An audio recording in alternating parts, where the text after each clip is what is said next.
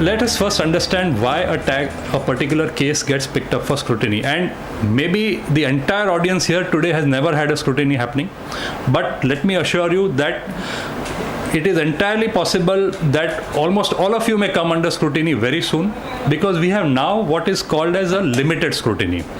So what is happening is that the government, the income tax department has divided the scrutinies into two types.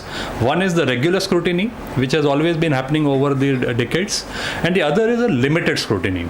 And limited scrutiny is something that, so for example, examination paper is there.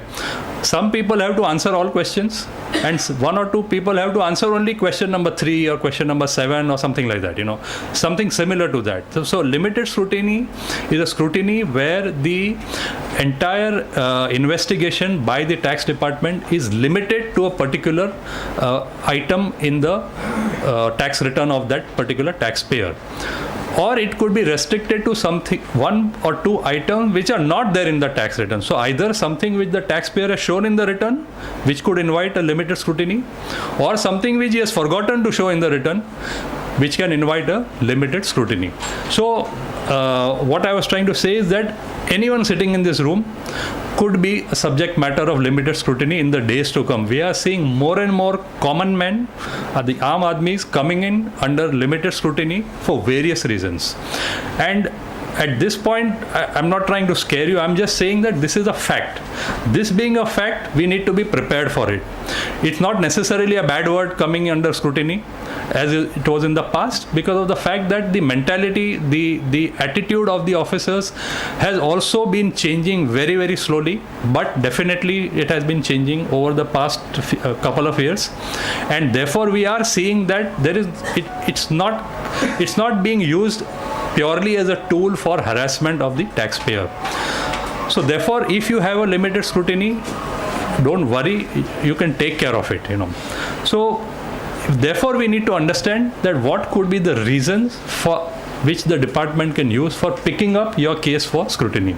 One could be that you have a large amount of exempt income. Many of us, take the case of Mukesh Ambani, for example. The salary that he draws and compare it with the dividend that he gets from Reliance Industries. I mean, there is just no comparison. It would be several hundred times more. The dividend would be several hundred times more than the salary that he draws. So that huge amount, whatever few hundred crores, few thousand crores that he gets as dividend income, is exempt in his hands. And that could be a reason for picking up Mr. Ambani's return for limited scrutiny. On the other hand, you have, for example, any one of you is having a huge long-term capital gains on sale of listed shares, and you've shown that in your return. That could invite a limited scrutiny. So a large amount of exempt income shown in your return of income could possibly lead to a scrutiny. Then many times you have a situation where there is a huge refund claimed. Now if the refund is because of TDS, obviously it's not in our control.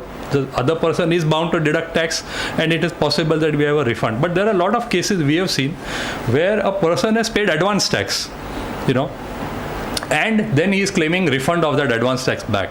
A person paid, say, 5 lakhs as the first installment of advance tax, another 5 lakhs as the second installment, and third installment he paid 10 lakhs, for example. So 20 lakhs is the advance tax, and he is claiming a refund of 12 lakhs, which means that as late as in the month of March of the year, when he would by then have known a far accurate picture of his income for the whole year, he decided to pay 10 lakhs, and then in the return he is claiming 12 lakhs as a refund.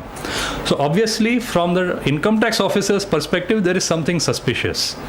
Because otherwise, why would someone pay 10 lakhs in the month of March, and then in the month of July something goes drastically wrong with his computation of income, and he is in a situation where he has to claim a refund of not only the last installment paid, but even the earlier part of the earlier installment.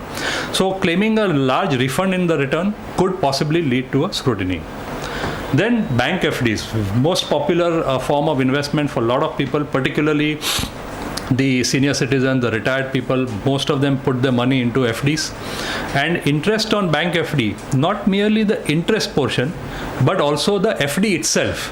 How much FD you have kept in a particular bank or in various banks put together.